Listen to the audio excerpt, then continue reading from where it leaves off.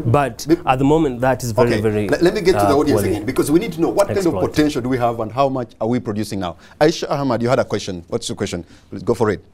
Thank you very much. I've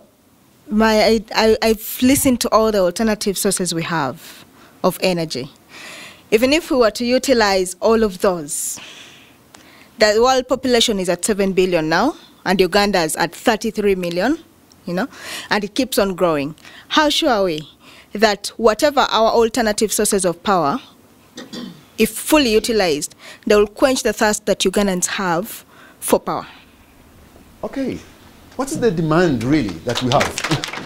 Well, and what capacity do we have to feed that demand? Yeah. Thank you very much. I will pick it up from, you see, the global population is growing, right?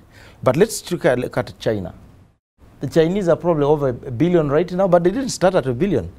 And every year, China is actually adding on 40,000 megawatts to their national grid. Every year, that is China.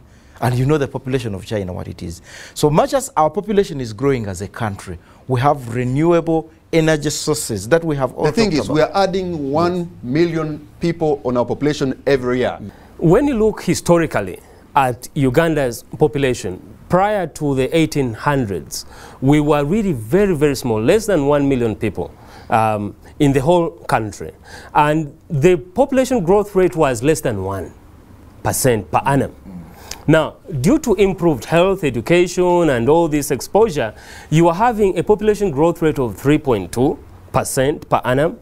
And this is not just adding 1 million people. According to the latest estimate from the Population Secretariat in the Ministry of Finance, we are adding 1.2 million people every year on the net population. And we are doubling every 20 years.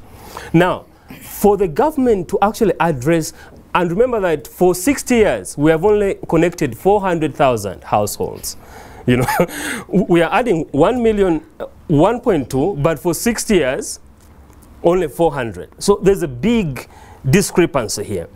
And what is happening is that for a prudent, energy sufficient future, we need to talk about population.